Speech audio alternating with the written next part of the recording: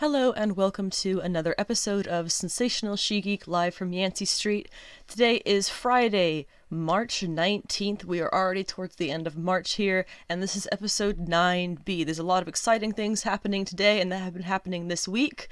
This episode we're going to start by covering comic book picks and just general thoughts about things that happened this week in comic books. It's not all good, but it's mostly good for the most part. Lots of theorizing. We're going to talk a little bit about Falcon and the Winter Soldier, which I will go over in full on Monday with spoilers. It's just happening. It's premiering today. Worth mentioning. I will not be talking too much about the Snyder Cut, but I have a few things that I've seen about it. I have not watched the episode myself, but just things that I've heard reactions of people who I know personally.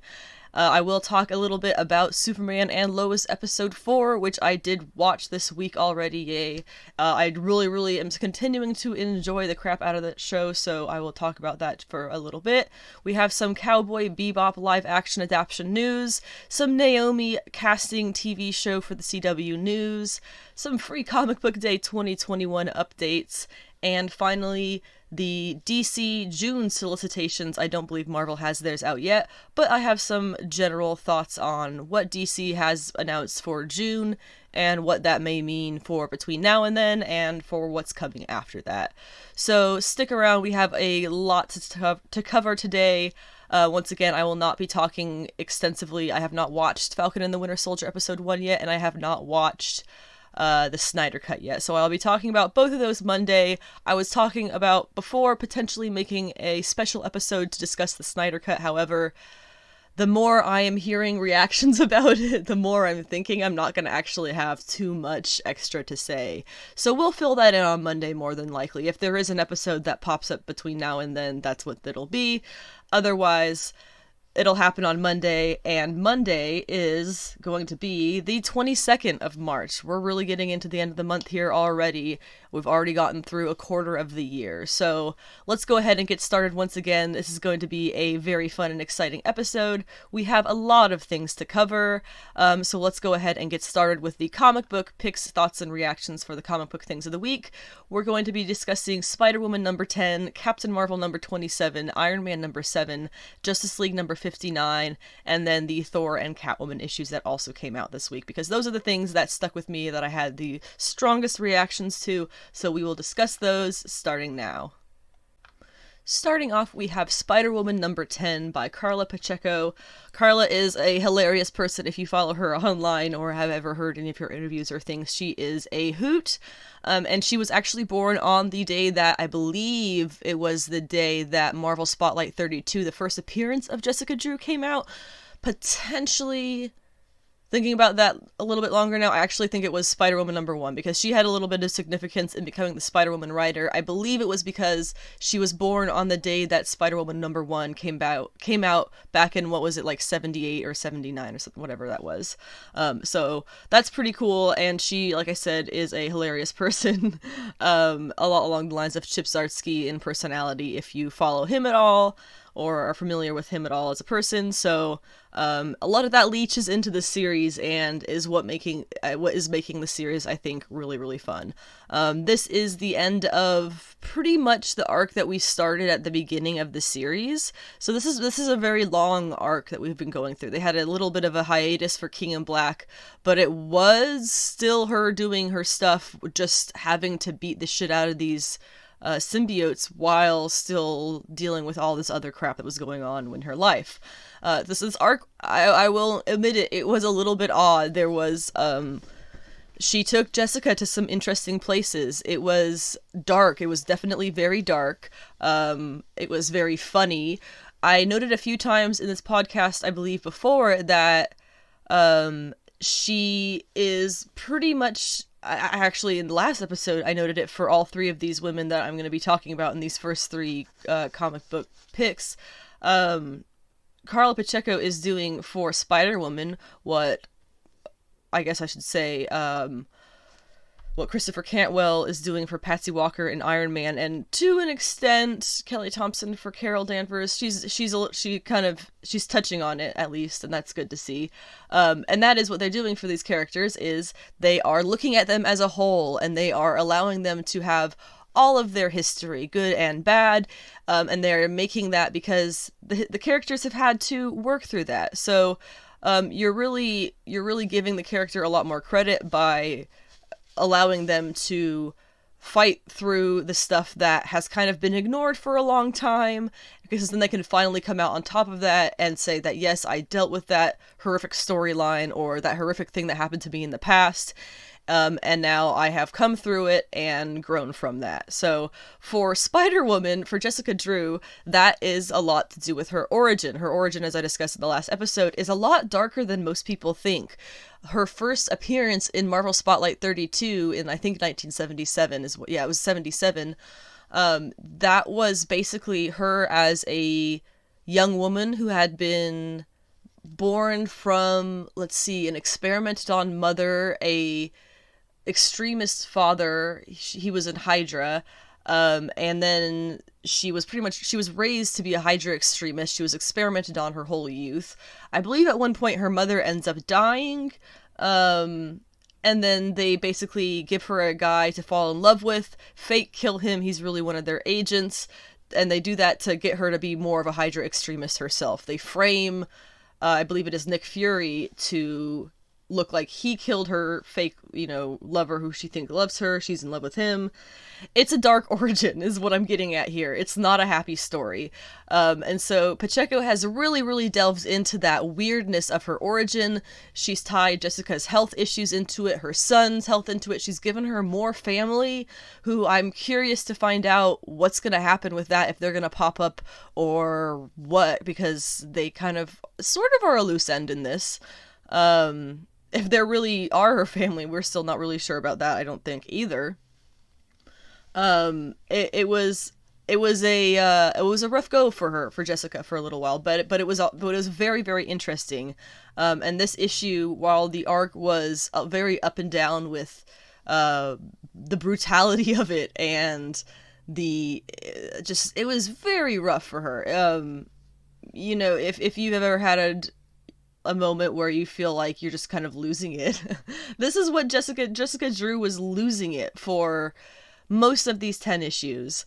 So I really am loving to see her kind of getting out better at the other end of it. There was a great little scene of her talking with the High Evolutionary, who has to do with her origin a lot as well. They kind of seem to make peace together, and she goes off and then makes peace with her friends who she kind of screwed over or said awful things or both to throughout the 10 issues, or I guess the 9 issues before this so far, including Carol, a bunch of other superhero types that we love to see in these issues. And then we actually do get to see her kid, Jerry, for the first time in the series. He's been talked about a lot. I've mentioned that he's been talked about a lot, but he hasn't actually been brought in until now. So that's I feel like that is Pacheco saying this is the end of this really dark arc I was putting her on, but expect that pretty much anything can happen, because we're going full force with Jessica Drew's storyline here. And I'm really excited to see what happens next. She's back to her original suit, but she did keep her new one, the black and red one. I adore it. She made a little joke about how her butt looks really good in it, because there were several panels in issue number 1 where I swear he probably spent hours just perfectly drawing her butt in that suit. It was amazing. And then also having the High Evolutionary, I forgot about that, having High Evolutionary turn Octavia, the kind of villain of this arc, into this nuts dinosaur thing was awesome. It was crazy and nuts, but it was also very awesome. So Spider-Woman continues to be a brutal, fun, really unique adventure from Carla Pacheco, and I'm excited to see where it goes from here. Captain Marvel 27, for the most part, I'm positive about. I do have to say that a couple of pages into the issue, I had to stop and kind of just vent for a little bit to some people, because I don't like this art. Not a fan. I apologize if you are a fan of David Lopez's art. He was on the Kelly Sue DeConnick run for a long ass time, and made me dislike that run. It made me dislike what was happening in it, and dislike that's how much I disliked his art at that point. This is somehow worse. Thank God it's just this one issue.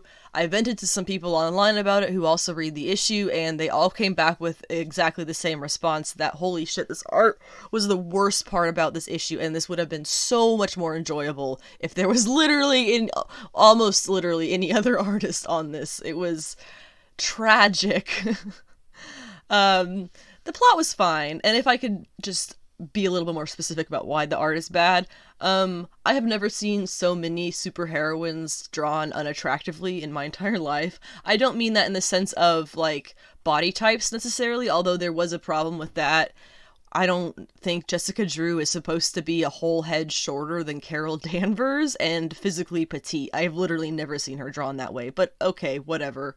But their faces is what I'm talking about. He literally drew all of their faces with crazy eyes and just generally ugly expressions. It was shockingly bad. But anyway, the plot was pretty much fine. Kelly Thompson, I'm getting mixed up now. Like I said, Kelly Thompson tends to shine really, really well with especially Carol when she is writing about her friendships with her friends, etc., things like that. My favorite issues in the Kelly Thompson run at all so far, all 27 that we've had, have been entirely the ones that have been her with friends or family or, you know, whatever close relationships that she has. That is where she writes her best. So this issue was pretty much along those lines. It did falter a little bit, I will say that. I honestly can't tell you if that's because I dislike the art so goddamn much, or if it was because the storyline itself wasn't that great. I know there's a lot of guys online who don't like this run because it does focus so much on Carol and her female friendships, but that's literally why I like it so much, so sorry, not sorry. I do have one thing that I kind of want to say. Spoiler alert.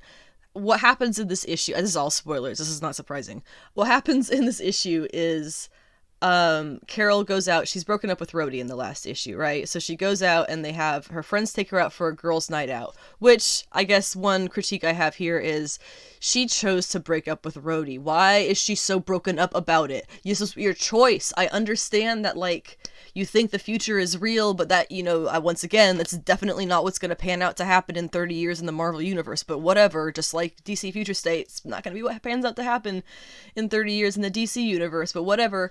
So she broke up with him for basically no reason, and now she's depressed about it.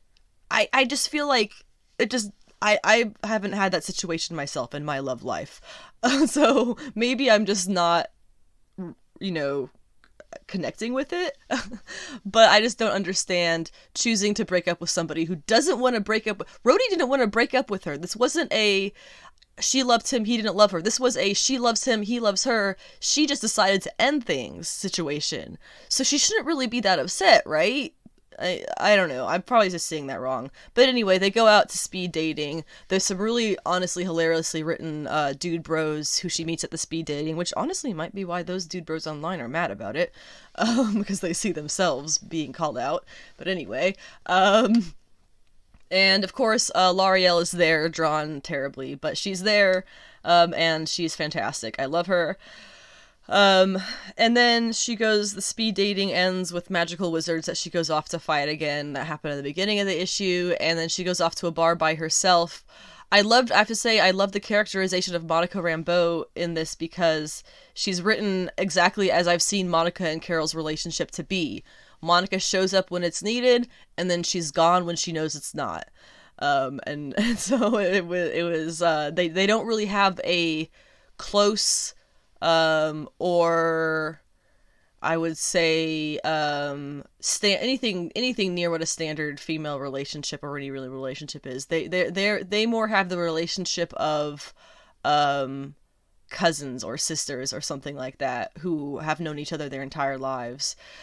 Which makes sense knowing on their history the way that you might, but I really enjoyed how Monica was written as kind of, she wasn't standoffish, she was just, she's there to do her job, and then when the job isn't needed, she's like, all right, I'm peacing out, that's it, I'm done, Monica out. So that was really nice, but then it's all over, they're all gone, her friends go home, and Carol goes to a bar, and Stephen Strange shows up. And I remember Kelly Thompson preemptively tweeting a couple of days before the comic came out that this issue came out, not to worry about what happens at the end of this issue, because she's going to take care of our girl Carol. And I'm sitting here thinking, oh my god, she's going to depower her, she's going to kill off one of her best friends or one of her sisters, or she's going to lose a limb, or she's going to, like, lose her memories again, which is something that's happened. She's going to get cancer again, or a tumor, or whatever it was that Kelly Sue did for her.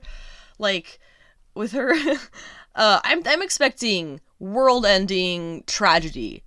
No, it's she has sex with Stephen Strange, and they wake up in the morning and they realize that they don't regret it, basically, is what it is. I'm sorry, what about this was supposed to upset anybody? We have two single, consenting adults who also have similar jobs in the superhero community, and very intertwined histories, if you go all the way back through Carol being Ms. Marvel back in the day. Where is the error? You wrote this well, Kelly Thompson. Why are you saying people are gonna be mad about this? And she set it up for herself to have this happen. Back in, gosh, I don't remember what issue it was, but it was when War of the Realms was happening. You get Carol and Steven and somebody else, I think it was Jessica, they actually swapped bodies, and so that was something that was referenced in their little conversation before they went back to his place together in this issue. It was like, This makes sense, Kelly Thompson. Why are you doubting yourself? I actually think it makes even more sense based on what we know is happening going forward, which is that Carol is going to tackle one of her biggest, Superman level kryptonite things. Her biggest kryptonite. Superman can't do kryptonite. He can't do magic. Carol can't do magic either. That's one of her biggest faults. Whatever. You get what I'm saying. So I'm not sure why Kelly Thompson thought that this would be shocking and horrifying, but it makes sense. My only fear now is that she's going to do something terrible with it, and it's going to end terribly, which I'm over seeing superhero relationships end terribly. These are adults who have been doing this for decades. Can we just see, like, a peaceful, yeah, we're done with this, shake hands and move on? Can we just see that for once? We'll see how this goes going forward. For the most part, I enjoyed the issue, but again, the art was tragic. Moving on to Iron Man number 7. Of course, as I've mentioned many times, I read this for Patsy and Patsy only. The Iron Man parts, they're fine. They're well written. I have to give Cantwell credit where credit is due. He does a really great job with all the characters in this. And right now, I will say he does have a fun little team with hanging out with Iron Man. You have Misty Knight, Gargoyle from way back in the day, the Avengers. I think it's technically the New Avengers he was on, but he shows up before that. And then you have, Frogman for some reason. And I think you have, I think it's Ben Reilly. I know it's one of the Spider clones. I'm pretty sure it's Ben Reilly, Scarlet Spider. And I think there's some other guys, but those are the ones that are the 4 fun ones that I always remember. And then, of course, he and Patsy are in their relationship. Same as Carol. These are consenting single adults. Why would I be mad about them being in a relationship together? Plus, he really does seem to care about her, as a person, and they're not just, screwing around, messing with each other or anything. I really, really enjoyed this issue again. This was Christopher Cantwell, oh my gosh, bringing in multiple eras of Patsy Walker's history, giving her all of that credit.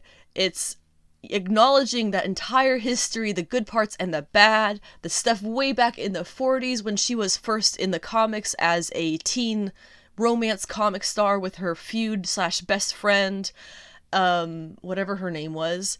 Back in the 40s all the way through when she killed herself, that terrible era when Hellstrom was basically abusing her as his wife mentally, and all this crap she was put through, and then the time where she lost all her powers, and the time that she spent with Moondragon on the Moon Titan, learning these mental abilities. He's addressing all of this. There is so long in her comics where somebody would write her and they would pick and choose only the parts of that history that they really enjoyed for her character. That is not fair to her character. She has been through, just like these other women, so much, and acknowledging that whole history is giving them so much more credit.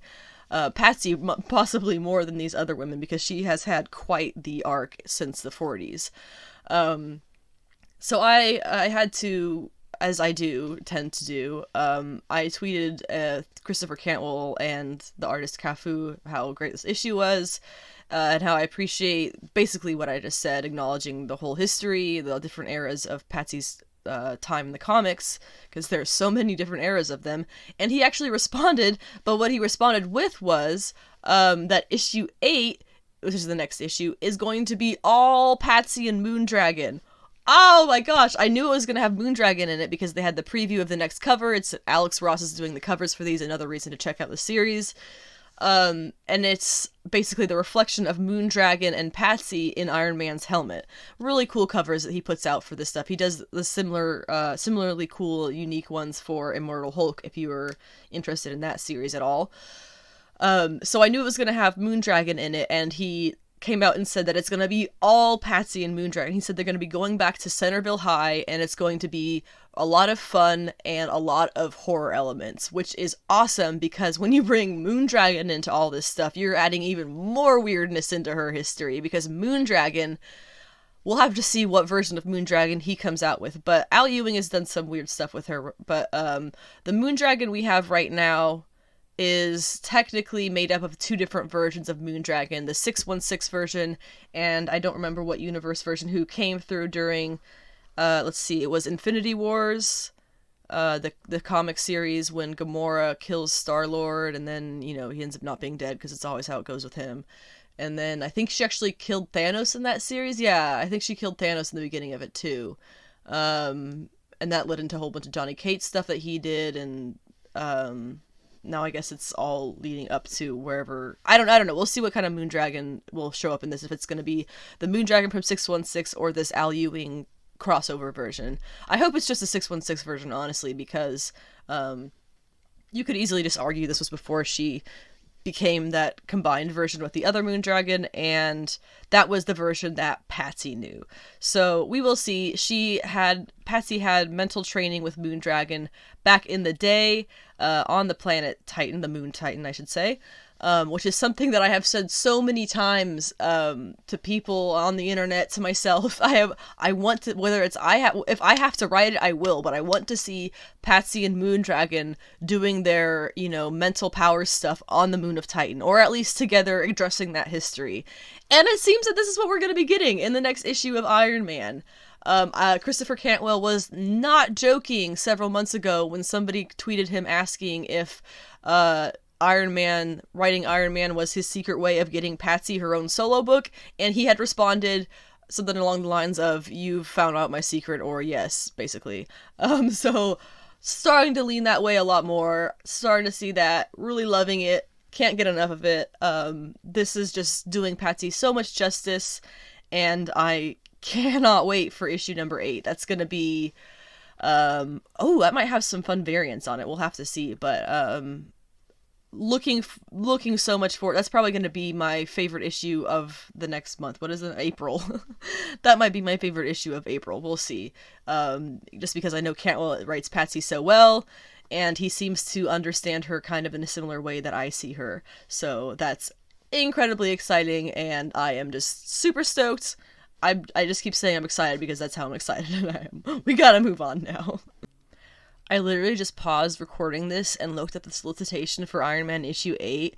I have to stop myself from reading that because I will go into it even further. We'll talk about that before the issue comes out, which is going to be the 14th of April. So expect me to have a long ass thing about Patsy and Iron Man around that time. But we will officially move on the way I said I would now to Justice League number 59. That first half of this comic talk this week was more of the on the positive side of things, and this is more of on the I just have some thoughts side of things. Justice League number 59 is the first issue written by Brian Michael Bendis. He had some changes that he made immediately moving into this role that we thought were going to be something else, and they're not. I talked about it in the last episode, how they had released the teaser image of this, basically silhouettes of the characters who are going to be on the new Justice League team, and the timing of it led everyone to believe that it was going to be Tim Fox Batman and Nubia Wonder Woman. However, it turned out to be just regular old Bruce Wayne Batman, and for some damn reason, Hippolyta, who hates man's world and would never step foot in it. Diana's, supposed death be damned. So, that's where we're at. There was also Shazam is on the team, which is the one thing that panned out to be real, and I am actually excited about. He and Naomi are the two reasons that I remain semi-interested in this Justice League run. We will see going forward if that withstands the other side of things, the sides that I don't like so much. Such as, I feel like I shit-talked the whole Shazam thing so much, and now it appears to have been a marketing stunt because it's not been brought up, period. Shazam was probably it was like him and Superman probably were the most common characters in this issue. Probably just him, if I'm gonna be honest. And they all call him Adam. I'm sorry, why were you guys calling him Shazam then? That was such a lame story. It was so stupid. And now I'm thinking it was just a publicity stunt to get people to pick up this issue, and I'm mad about it. The other character we saw a lot of was this new villain whose name I don't even bother to remember. But it kind of threw me off because it took me a second to figure it out why I was getting thrown off by this villain's mannerisms and speech patterns and just way of being. I figured it out. This villain is literally Dwayne "The Rock" Johnson's Maui from Moana. Not visually. No, visually he's, a combination of a few other things we've seen in history. But characterization-wise, this is Maui. Literally, like, every line he said, I pictured it, once I figured that out, I pictured it coming from Maui. He would literally say any of these things, like, if he was on whatever this goal, like, this, if Maui decided to be a bad guy, which isn't that far off from, if you're looking at his actual, legends, like, this is Maui. The way that they wrote him in Moana, and the way that Brian Michael Bendis is writing this villain, it's like it's from the same script. It's like the same I don't know why Bendis is writing Dwayne "The Rock" Johnson's Maui from Moana as his villain, but that's what it seems to be. Once again, I do stick around in this now that we see that this is not fucking Shazam. So stupid. It is just Black Adam. They're just calling him Adam, which is all it should have been in the first place. If they feel like Black Adam was problematic, you just call him Adam, literally. And if the Black Adam, he was called Black Adam because it was the whole evil thing. So, like, it's just dropped the evil part. I don't get why they had to do this. Ugh, publicity stunts. I'm so mad about that. And Naomi is the other reason. I really am a fan of seeing Black Adam as a hero, or at least a non-strictly villain character. He has a lot more to him, even if you go back and look at his origins and things, it's understandable why he is the way that he was, villain-wise. Same as Poison Ivy. Hey, look, we have some favorite villains around for a reason. But yeah, so I'm gonna be reading this for him. If I pick up at least issue 60, we'll see how issue 60 goes, because we only just got the first page or so of Naomi popping up, which we have some news on her later on. But it's the two of them who I'm interested in, because the rest of this has kind of turned out to be a disappointment. But yeah, Brian Michael Bendis, Justice League we'll see how this kind of goes. Lastly, here we have two somewhat briefer notes on Thor and Catwoman. The Donny Cates Thor continues to be, it seems to be him writing solely what he thinks will sound the most badass without much substance behind it. Or without much logic behind it, I should say. Without much things making sense behind it, or adding up period behind it. But whatever. I'm a fan of Thor. I'm a fan of the characters who keep appearing in this, so I'm gonna keep up with it until they stop appearing in it, or until it gets so bad that I actually come out and straight up call it bad. And once again, he's back again with a pissing contest with Jason Aaron. he and Jason Aaron seem to be constantly trying to undo, or I guess he rather seems to be, yeah, well, like, they do seem to be kind of trying to go against each other's projects and undo what the other does. Jason Aaron is the legendary Thor writer who dropped Thor and picked up Avengers, and once again is working Thor in Avengers. So, because I think he didn't like what Donny Cates was doing, immediately unwriting everything that he had done. But once again, here is Donny Cates pissing on Jason Aaron's history of Thor, and his Thor, I guess, legacy. Aaron had written that Odin and Freya at the end of War of the Realms go off to heal their relationship, because Thor is now king. And for some reason, Cates has now written them as totally broken up. Alright. So, I don't really know if is that problematic that he broke up Odin and Freya. I feel like, I don't know, ask somebody in whatever countries used to use them as gods. I don't know. It just seems a little odd. That's all I gotta say about Thor. Catwoman, on the other hand, I'm in it, as I've been saying, because I'm curious what's gonna be happening with Ivy, and because of the Drop Dead Gorgeous Jenny Frison covers. This issue, we see the reveal that Ivy is being held in a tank, being experimented on, being tested on, and they are ready to dispose of her. My initial reaction to that was, oh, ha. And I had kind of thought about it for a little bit, and basically what I'm left with is I'm hoping that, the writer paid attention to the Jodie Hauser series, and the whole, dying and coming back as part of the Green thing, and this is not the real Ivy. This is one of her duplicates that she can make that we learned about in the Jodie Hauser series, or potentially this is the real Ivy and it doesn't matter because she can duplicate herself out of any Green anywhere, or at least that's the understanding that I have of what she is now. So kind of on the fence. We'll have to wait till the next issue to see what's actually happening there. Hopefully it's not anything bad. We'll see. And also there is no, as they did have the June solicitations come out for DC Comics, there is no Ivy in those solicitations, for Catwoman at least.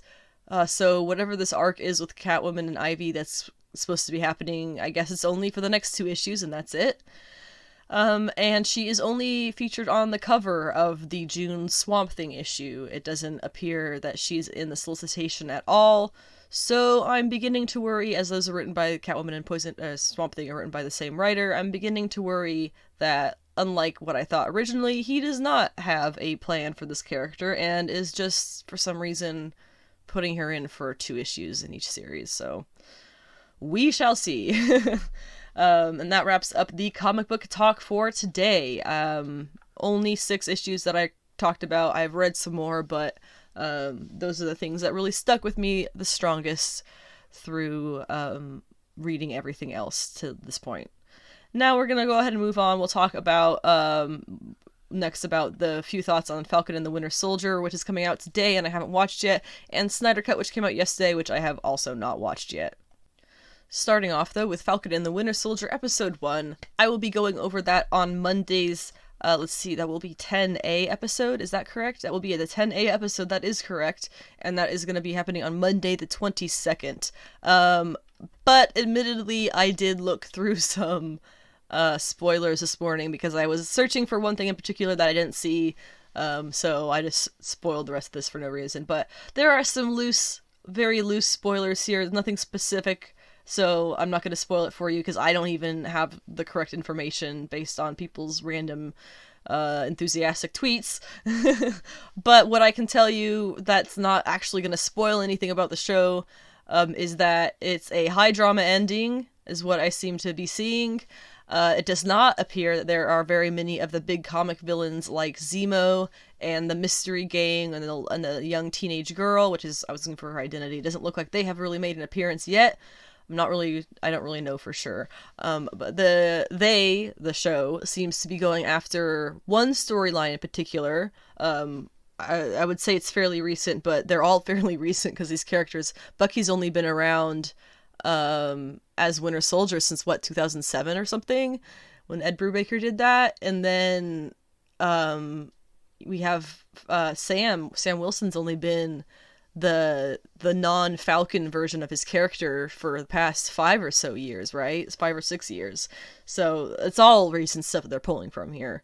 But it's all the legacy of the Captain America stuff, because that's who they are, basically, is their kind of legacy characters for him. So they seem to be going after one thing interesting. They seem to be going after one storyline in particular, at least. Probably going to be some others thrown in there, but there is a hashtag started for this storyline. We'll see if that idea catches on and if people will catch on to what they're kind of pulling that from. I'm very interested if they will be using this actual hashtag in the show. That'd be pretty awesome, based on what it is. But I will be watching it tonight, reviewing it over Monday's episode, or discussing it over Monday's episode. Might not be quite as in-depth as the WandaVision discussions were, because we're getting not quite as much into the multiverse and extreme theories kind of realm of things. We'll see how it goes. Again, I haven't watched it, and I'm waiting to do that tonight. It'll be fun.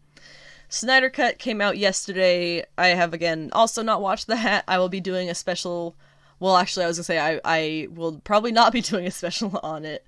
I'll probably be talking about it on Monday's episode. Again, depending on how it is, based on reactions, it's probably just going to be in the Monday episode. From what I've heard, I haven't heard great things. What it seems is the extra hour and a half was mostly just exposition and introduction of characters that you don't really get to know, on top of more exposition. What I heard that was positive about it was the Joker scene gives you a Joker that is similar to the Scott Snyder, Greg Capullo Joker, which, if you're familiar with him, is much more along the roots of what I believe his shtick is, just the insane, crazy. That's just that's his whole thing, is that he's just crazy. There's none of this, like, whatever they're doing, Joker War stuff, trying to take over Gotham. He's just crazy. So I'm really curious about that scene. However, I did hear that it's not related to the rest of the movie, so you can just watch that 10-minute clip by itself. So that's not really great to hear. And then I also heard that the cyborg scenes, which were re-put into the movie, that had been taken out by the original version when Joss Whedon didn't think that they belonged there. Apparently having them back in here and seeing what they are makes Joss Whedon look real bad, which I believe, because there's that whole thing that actor Ray Fisher, who plays Cyborg, was trying to get people to see that Joss Whedon was a terrible person, head to toe, on the set of Justice League. So it makes a lot of sense that he and Whedon didn't really get along, and he had some scenes cut by him. Whether or not it's a racist reasoning, he also cut the Iris West scenes, who is I believe, mixed woman. If not, she's a black woman, at least. So, yeah, take that all how you will. Next up is Superman and Lois episode 4. I still continue to really enjoy this show. It continues to surprise me how much I do enjoy every episode. I keep waiting for some giant disappointment, and that has yet to happen. So, kudos to the CW on knocking this one out of the park so far. Casting, acting, script, references. It's really just a fantastic TV series for Superman. I'm very impressed with it. For this episode, what I've done here is I've pretty much broken down just my thoughts on it, things that stuck with me. There's nothing really in any particular order, just general things. Of course, spoilers as always for this stuff, because I have seen it. One thing for the episode that I think is the biggest thing that stood out, as far as relationships between Superman and Clark and his people around him in his life, is General Lane is starting to be a problem. He had that brief little talk with Lex in the end of the last episode. Clearly Lex got to him. he seems to have had Clark on a much shorter leash ever since, kind of like he's testing him out to see, he obviously hasn't told Clark that he's had that conversation, so he's kind of testing the waters to see, poking the bear, you should say, seeing what's going to happen if he demands more of him, is kind of the feeling that I was getting from it. At the end of the episode, he actually opens a project file about these things that Lex told him, because Lex gave him the little military keychain or whatever it was with the number of whatever unit, I don't know, is some significant thing, and he started a file with that number, so he's clearly going to keep an eye on this side of things, the way that he's kind of been told by this alternate reality Lex, and that's not really a good sign at all. Or neither is the fact that he actually goes out of his way to tell his grandsons to stay away from their father if they have a problem, so that their father can go be Superman more. I'm sorry, that is hugely problematic, and Clark and Lois had every right to get pissed at him for that. That is not okay. And for a number of reasons. That's because they are who they are, and Jordan does have his superpowers, and this is a special case. This is not just regular kids, because it is, other odd things going on in the town, because Lois is their mother, and she does get into trouble. Her car got bombed in the last episode, and because, just regular kids needing their parents' stuff.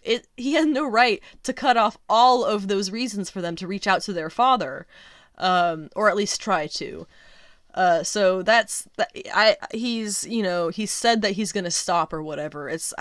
Clearly he opened up that project file. He has other plans for, keeping an eye on Clark, and it's probably not gonna go well. If I had a theory, it would be that, there's going to be a death by the end of the season, might be General Lane's, that will either make Clark look really bad or something. I don't know. I'm kind of toying with that theory right now still. Other theories, though, my initial theory about that super dude in the last episode and the super chick who hangs out with Morgan Edge was actually right. It is a super drug a la All-Star Superman. Great series, by the way, check it out.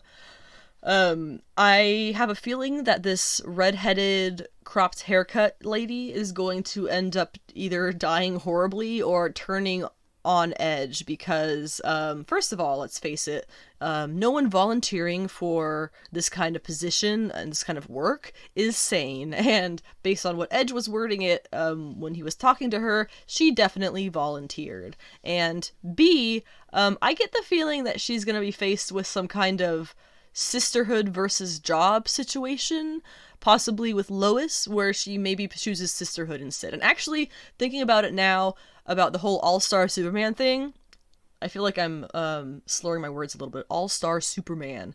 I feel like I slur Superman. I just kind of Superman. Anyway, that series, Superman is overcharged basically by the sun to the point that his powers skyrocket, and he discovers he's dying, actually, is what it is. So Clark tells Lois who he is. She doesn't believe him, and he eventually, gets her to believe him, and he takes her to the Fortress of Solitude and gives her, I think for her birthday is what it is, the serum to be a super, basically, Kryptonian for a day on Earth. So she gets all those powers for 24 hours, and it's a really fun couple of issues of everything that happens during that time, and then, of course, the whole story of Clark and everything that's happening around that, and his own problems. So, thinking about all of that, I wonder if Lois is going to end up, I wonder if any Lois or either of the kids are going to end up using this, stuff. It's, basically what it is Edge wants Smallville because the minds that are they're sitting on X-Kryptonite, which is something from the comics back in the day. A different version of Supergirl accidentally made X-Kryptonite doing some scientific experiments, which was always how things happened back in the day. And it temporarily gives anybody Kryptonian powers. It gives Kryptonian powers to their user. So that's why he clearly knows about X-Kryptonite. And now he has the minds full of it, and so now I'm thinking, based off All-Star Superman and the fact that this show has already pulled elements from multiple series. It's pulled from Superman Red and Blue, it's pulled from Superman for All Seasons, and I'm sure it's pulled from a lot of other things, direct references and lines.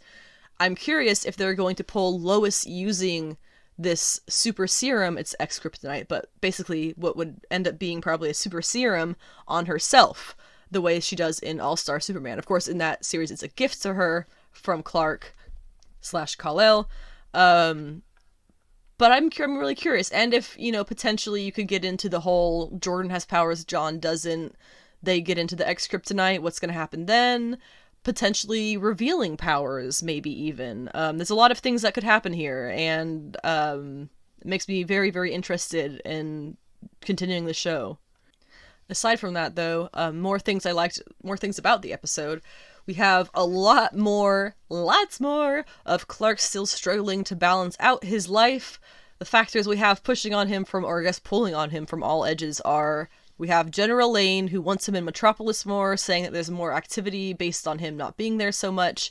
Lois Lane wants his help at a city council meeting, as well as, she's his wife. The boys need him for football and dad reasons. And then, as the seed dropped by General Lane, Intergang is planning something in Metropolis since he's not there so much.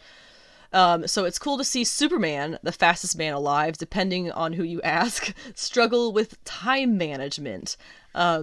There was some stuff, some reviews of this episode that I read that said, there's always a thing, the DC execs have no idea what to do with Superman. Because he's so powerful, people can't relate to that. Well, no, he still struggles like you and me with things. He might be one of the fastest men alive, but he still has trouble balancing the different aspects of his life that require him to be basically on it 24/7. He's Superman, yes, but there's still only so many hours in the day, and it is a whole world of things out there for him to have to deal with, plus his own life. So, I really, really am enjoying how well they've been getting that to play out in the show. It's the most natural of struggles, I guess. And to see him go through it so well, written so well, acted so well, it's so satisfying. We had a villain come in, a fairly notorious, Superman villain from the 80s, was co-created by John Byrne, Thaddeus Kilgrave. He is a guy who notoriously specializes in superpowered weapons, and in this episode we see him escape a prisoner transfer with the help of that Intergang group. They're basically a terrorist group. And he takes down Superman. He's able to take him down with a sonic pulse gun or something like that by maybe rattling his ears or superheating them. It's not super clear what it is that it does to him, but it keeps it so that he can't get closer to him. He can't really seem to do anything. So Superman, he seems pretty helpless, but then he hears elsewhere, things happening in the episode elsewhere, his boys calling for help, and he super claps Kilgrave down, which, of course, there's probably a lot of people out there who aren't really thinking it through, arguing that, why didn't he do that before? But then I thought about it for a second, and there's, the argument made for desperate thinking, yes, but also, he made the point of pointing out afterwards that he knocked out a bunch of innocent bystanders by doing that, so it was definitely what you would call a last resort option. Yes, he was definitely sitting there trying to figure out a way to get out of that situation, not necessarily the fastest, but without hurting anybody else. And there he did the big clap, because it suddenly became, nope, I gotta get out of here as fast as possible, do the big clap, tell General Lane what's up, take off, save the boys. Or go help the boys, I guess. So again, really, really good way of playing out how Superman thinks, and how he's kind of learning to balance the different aspects of his life between, him as Superman, him as a father, him as a coach, him as a husband, and everything in between, really. Lois Lane continues to be my favorite character in this show. She is smart, hardworking, determined, a good mom, and a good wife. She tries her best, and she struggles just as much as Clark does, although she has a completely different set of responsibilities and reasons for having a lot going on in her own life. there was a scene with her and Edge. She shows up at the mine to try and like throw him off because he wouldn't expect it. It doesn't really do that, predictably, as he seems to always be one step ahead of everybody. And instead, he ends up basically threatening her, saying, well, I'm going to find out why you're here in Smallville, Metropolis lady. And she chose not to lie to him there, which was interesting, because she could have easily have, well, it wouldn't have even be a lie. She could have easily have just said, she could have easily just told Edge that she was in Smallville for the family, because Clark grew up there and his mother had just died. But she didn't choose to mention any of that, which kind of makes me wonder, is she really just trying to get to the root of what he already knows, and that just wasn't her. She's not trying to throw him off, she's just trying to find out what he knows. She definitely thinks in a different way than most people. I think one of the sons actually makes a comment at one point about turn off reporter mode or something like that, investigative reporter mode. So I really enjoy Lois's character in this, and again, superbly written, superbly acted. She and Clark are just phenomenal in this show. Everybody does a great job, but the two of them shine so bright. And then we have, for the kids, we have Jordan being the football star now. But he is actually talentless, and John has all the talent, but not where the team needs it most, which is, I think, Jordan's on defense. So it's kind of a difficult thing of jealousy, but at the same time trying to support one another. And Clark gives John a little bit of a pep talk about it, actually, which I think was good. I think it was necessary for sure. Basically saying that, give your brother this moment, and if you feel really that bad about it, find where they need somebody and be that person to fill that gap, which is basically what Jordan did, kind of on accident. So that was a really nice, really positive fathering moment for him and John. Really good to see, especially after he and Jordan had seemingly bonded without John the past couple of episodes because of the whole Kryptonian stuff. Later on, the two boys go to a party together, and John, who has through this whole episode tried to kind of take this poor kid under his wing because he starts showing signs of superpowers. He is actually a kid from the football team who was at the party from episode 1, who was affected by the explosion. It was, let's think, it was Jordan set off his super sight or whatever on accident, which caused an explosion because it was a methane pocket, but the methane pocket was filled with X-kryptonite, or had particles of X-kryptonite. So when it exploded right next to this kid on the football team, he broke his arm, yes, but he also got some kind of weird superpowers, which John sort of picks up on, and he and Jordan end up kind of having to deal with during this party they go to, when the kid starts to lose control. He has some kind of vibration power. It's not the Flash, but it is similar to how he kind of speed wobbles, so vibrates. It's like that, but he's completely out of control with it. He can't make it stop, and it's his whole body doing it. The boys try to help, and eventually they end up arguing about what their grandfather said, and finally calling their dad on the little sonic beeper that he gave them, which is the point that he breaks out of that fight with Kilgrave just in time to arrive here and grab that kid and fly him off to calm him down, where the air is slightly more thin. The kid is apparently taken to some kind of metahuman school, which makes me curious if John or Jordan, well, more likely Jordan at this point, will end up there at any point in the series. Also worth noting, again, that Clark and Lois continue to be the best parts of the show. They are superbly acted, probably the most superbly acted versions of the characters that I've seen since the original Reeves Superman movie of old.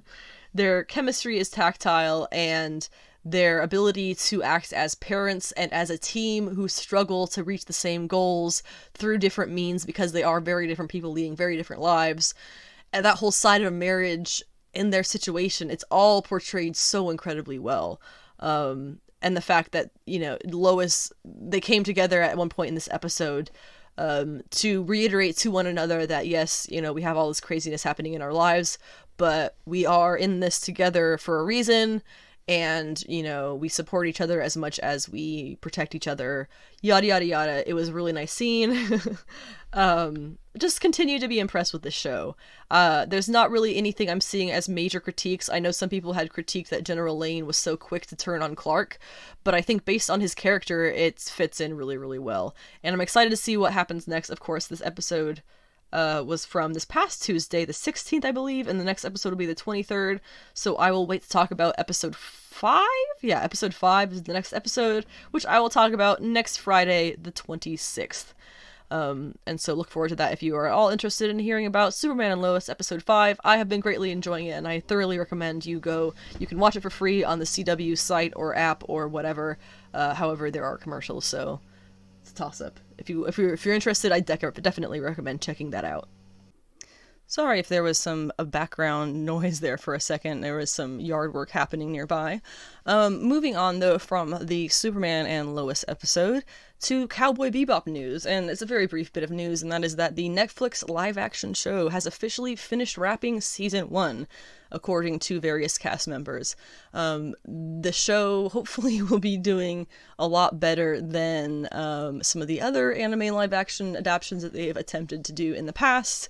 It does look, based on the brief bits of research and looking around that I did on the cast, that they have done a better job of getting a good cast in there, at least an accurate cast in there, at least, so that is good. Other news we have is that the Naomi casting has we have actually just casting announcements for it. Naomi is of course going to be a CW show coming up at some point in life here, and that is going to be run by Ava DuVernay and Jill Blankenship. Ava DuVernay has so many projects with Warner right now, which is one of the reasons that I think that the New Gods project is kind of indefinitely on hold.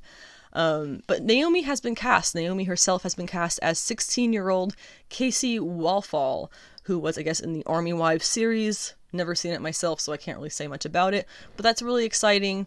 And they also had the announcements that also joining the cast are Alexander Wraith from Orange is the New Black as Dee, Cranston Johnson from Euphoria as Zumbato, and apparent newcomer Camila Moreno as Lords. And we have description of all these characters here as provided by the showrunners. For Naomi, she is an effortlessly cool and confident high school student who is the adopted daughter of doting parents. Popular with all the kids in her military town, Naomi is unafraid to embrace her AP student, comic book loving nerdiness. After supernatural events lead to the discovery of her powers within, Naomi pursues her hidden destiny. Then we have Dee, described as the owner of a local tattoo parlor. When a strange event leaves the town in chaos, Dee hints that he knows more than he is willing to tell. For Zumbato, it says the mysterious owner of a local used car lot. Having heard troubling rumors about the past, Naomi actively tries to avoid him, but a tense encounter leaves her both shaken and curious. And finally, for Lords, a young woman with a sarcastic sense of humor who works at a vintage collectibles shop. She has an unrequited crush on Naomi, and she shares her obsession with classic comics. She is also happy to join on Naomi's schemes. So the show seems to be turning out really, really well. As seen with Superman and Lois, CW really seems to have turned a corner with the format of these DC comic shows. They seem to be hitting them a lot more on the nail now. Naomi herself, as a comic character, has only, as far as I know, had the 6-issue solo series, but she's definitely appeared in other things here and there, so I wonder if they're planning on extending her origin or her material beyond what was in the original Bendis comic series. She was another Brian Michael Bendis creation. I haven't read it personally, but I definitely think that I will before the show premieres. Next up, we have Free Comic Book Day 2021, some news based on that. Going through the different announcements, I was very disappointed to see there were only 3 different titles that I have any interest in reading, and that is the Avatar: The Last Airbender / Legend of Korra Dark Horse Comics one-shot, which potentially will be leading into a new series, hopefully. Because they did have that Avatar Studios that they opened up, and hopefully that will be putting out new projects, animated as well as comic book and stories. The other 2 comics that I saw that I had interest in were Spider-Man Avengers and Venom Hulk. So those are 2 crossovers, I guess. Don't know anything about them, but that's it. There's no X-Men. There's nothing that seems to be really kicking off anything that's my style. So it'll be a much smaller free comic book day for me this year, I think, but we'll wait and see. DC, if you notice, there was no DC titles in here because they might not be involved because they don't work with Diamond anymore, and Diamond runs this. As of this morning, actually, Diamond has said that DC is welcome to participate, but only if they go through it on their own efforts. Diamond will not distribute for them. And then apparently Newsarama has confirmed that DC plans to offer titles for Free Comic Book Day on August 14th, which is the date that it will be held this year, but there is no real, as far as I can tell, there's no real hold up for that. There's no real news on that as far as we know. Traditionally, Free Comic Book Day is held in May. It will be held in August this year because they want it to happen normally, as opposed to the last year's Free Comic Book Day summer, where they spread it across the summer so people could trickle in week after week to pick up whatever new things were coming out for that week. The last subject that I'm going to be going over for this week's episode, or for today's episode, is the DC June Solicitations. It's the best that I can tell, Marvel has not come anywhere near revealing their June Solicitations, so we'll just talk about DC and we'll talk about Marvel whenever they do come out with things. It's true, there are so much more to comics than just these two publishers, but these are the two that are the most recognizable for series. And the other stuff, most of what I would be curious about is number ones, and I usually don't end up checking out upcoming number ones until about the week before they come out, and I just end up picking them up to try them out at my comic shop. I tend to not order indie number ones. I tend to assume that they'll be there, because they usually are. So that's why I just go over the DC and the Marvel solicitations, because it's mostly number ones that I am interested in for the new stuff. Everything else is just ongoing.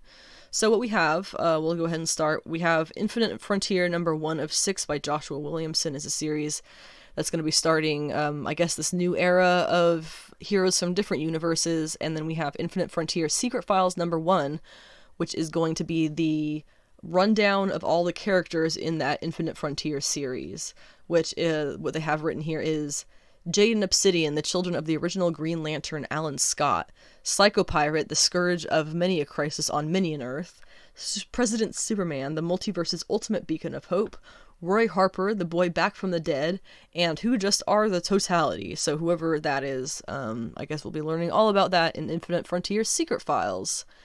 More exciting to me, though, is Supergirl, Woman of Tomorrow, number 1 of 8, written by Tom King, with art by Bilquis Evely.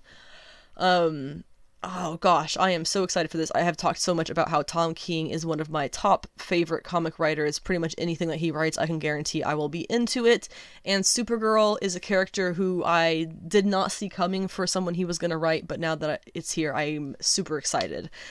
So I want to go over this solicitation they have here, because it does kind of confirm a little bit of what I was hoping he would be touching on in this story, which is kind of the problem of Supergirl that she's always had. So what it says here is, Kara Zor-El has seen some epic adventures over the years, but finds her life without meaning or purpose. Here she is, a young woman who saw her planet destroyed and was sent to Earth to protect a baby cousin who ended up not needing her. What is it all for? Wherever she goes, people only see her through the lens of Superman's fame. Just when Supergirl thinks she's had enough, everything changes. An alien girl seeks her out for a vicious mission. Her world has been destroyed, and the bad guys responsible are still out there. She wants revenge, and if Supergirl doesn't help her, she'll do it herself, whatever the cost. Now, a Kryptonian, a dog, and an angry, heartbroken child head out into space on a journey that will shake them to their very core. So that whole first half of that was a long thing, but basically the whole first half of that solicitation about the young woman who saw her planet destroyed, sent to Earth to protect her baby cousin who ended up not needing her, and then she grows up through the lens of Superman's fame and not as her own person. That is the problem of Supergirl. Not the problem with her, the problem of her that she has always had. It was beautifully explored in Superwoman, Kara Zor-El Superwoman during the Future State event. It was just a 2-issue series, and Lordy Lord, I wish it was more, because it was so stunning between the writing and the art. The Marguerites, Bennett and Savage. so impressed with their 2 issues that they put out for that. So it looks a little bit like Tom King is sticking to that theme and actually sticking very closely to it, because what we see in that the future state Superwoman is this refugee from this basically dying race shows up to be a refugee where Supergirl is, and she has to kind of fight off her the rest of her people. So this will be really interesting. It's Tom King, and he has a way of writing characters in ways that you've never seen them before, and I no doubt that will be the case in this Supergirl Woman of Tomorrow series, which I'm hoping is going to end with her deciding to call herself Superwoman. Also coming out in June is going to be, I think I've discussed it a little bit when they announced it before, DC Pride #1. As much as I support them doing issues like this, it would be nice if we could get more than one a year during the designated Pride month. Wouldn't that be nice? Instead of just allotting this 1/12 of the year for these people to be gay. Why can't they be gay all year? But I'll be interested to see this because Harley and Ivy were recently confirmed as out in the comics in canon for the first time.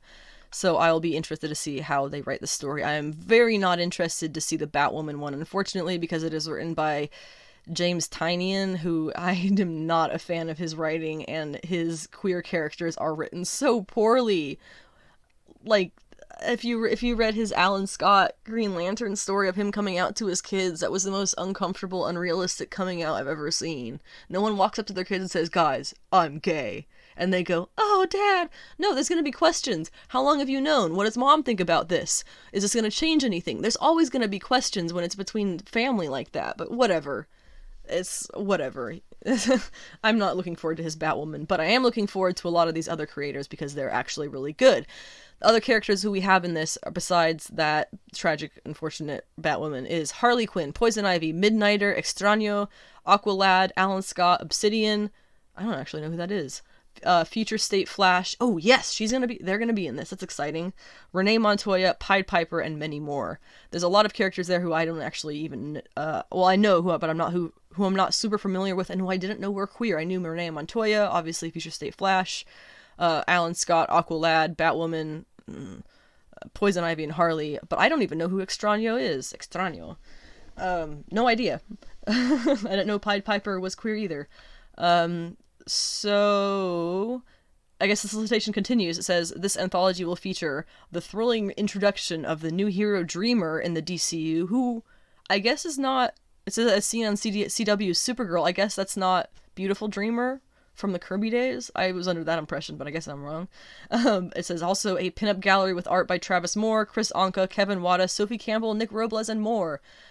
The fact that it's got Chris Anka and Kevin Wada is all I needed to hear. Sophie Campbell's great, and I'm sure those other ones are too, but Kevin Wada and Chris Anka doing queer portraits, queer pinups? Dude. I wonder how much they had to rein it in. And it also says there will be 6 exciting new profiles on the DC TV queer characters and the actors who play them. I really wish they would just write queer. It's easier to say. But yeah, that's kind of a fun one, I guess, to look forward to moving forward.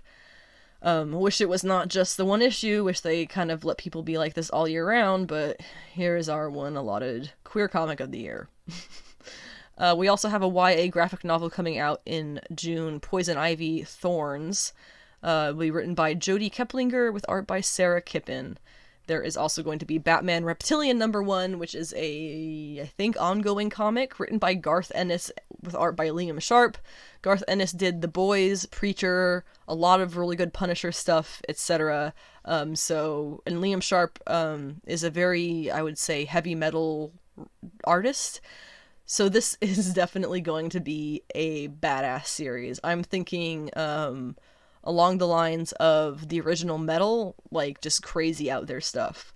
The solicitation says, what strikes fear into the hearts of those who terrorize Gotham?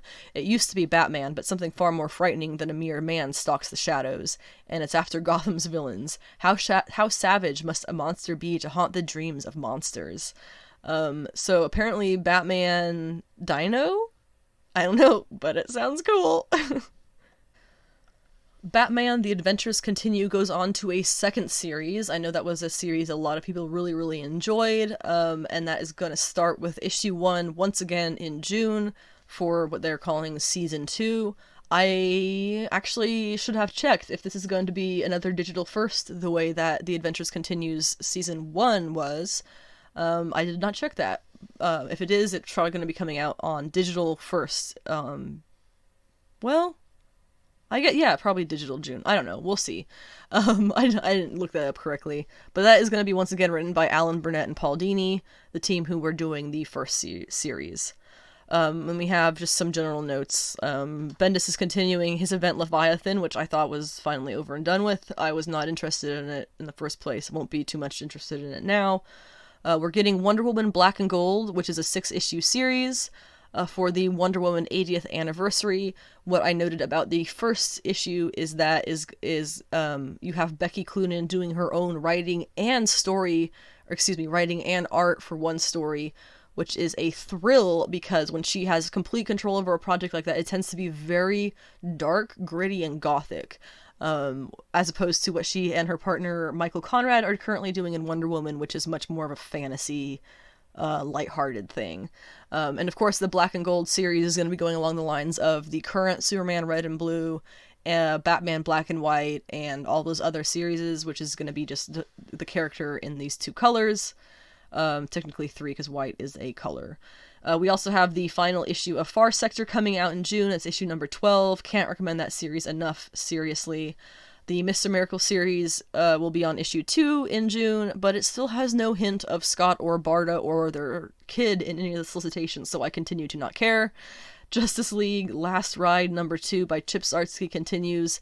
I only just discovered about that series with this solicitation. I'm not sure.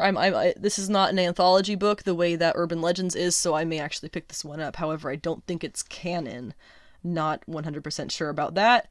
There will be the collection of issues 1 through 7 of the digital first series Represent, which was their kind of Black History Month black character thing, I guess.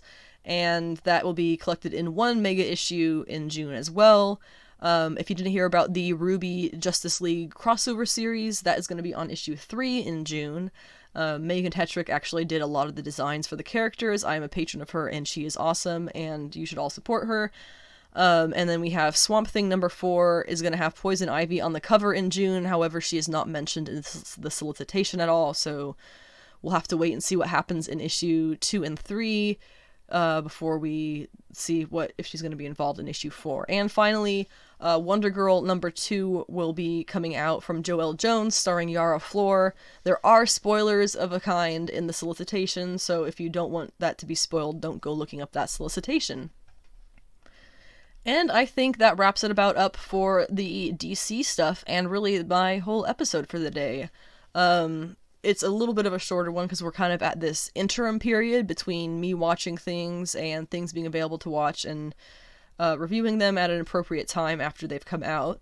So, once again, thank you for listening very much to this episode. I hope that you get something out of this every week that you enjoy.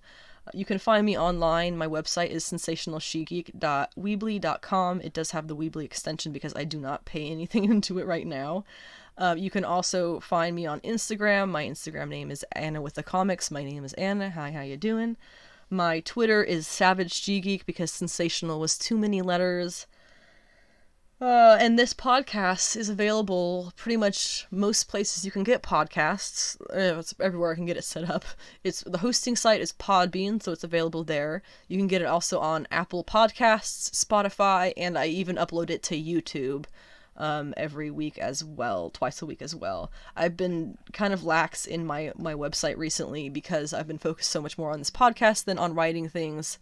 Hopefully I will be able to manage my time a little differently in the future and get more back into writing because that is my passion. I'm very passionate about writing and comics, and so it's a fun little world to explore. But thank you again for listening in to my podcast today. If you have any questions, comments, or concerns, please let me know on whatever format, wherever you're listening to this today. And I will be back for a next episode this coming Monday, the 22nd, where I will be talking about both the Snyder Cut. Assumedly, I don't think I'm going to have enough material to talk about to fill up a whole, at least 40-minute episode. But then we'll also be talking about Falcon and the Winter Soldier, which is going to be, I'm sure, a blast to discuss once I watch it tonight. Other things I haven't been discussing, Resident Alien and Snowpiercer are two comic book based TV shows that are currently running on TNT and Sci-Fi respectively. Or I think I had that backwards, Sci-Fi and TNT. Sci-Fi, Resident Alien, Snowpiercer's on TNT. Really, really fantastic shows. If you are familiar with the source material, I am definitely more with Snowpiercer than with Resident Alien. It is even more satisfying. As Snowpiercer, they are sticking to it a lot more than the movie did with Chris Evans, although that was a very fun movie itself. But anyway, we'll be back Monday for more comic book talk, comic book news, comic book media news, and just general thoughts on things. I'll also have next week's comics that I'll be talking about, previewing what things that I will be looking forward to, and spotlighting things as well. So thank you again for listening into this, and I hope to see you on Monday, or I hope that you can listen to me on Monday, that is. And in the meantime, stay sweaty. Oh, I should actually put in one thing here at the end, if you do get this far. I should have put this at the beginning, but there has been a huge uptick in violence against Asian Americans and Asian people in America recently. This is not an acceptable thing to happen in any country across the world, the way that I see it. If you are in a place where you have a large Asian community, or even have a vulnerable Asian community of any sense, please make sure to do whatever work you can to keep your fellow human beings in line, respectful, and, be protective of your fellow human beings when you see that they are in need. And this is definitely a time where our Asian community is in need in America. So just be aware of that as well. And once again, thank you for listening, and we'll be back next week for some nerd talk. Meanwhile, stay sweaty.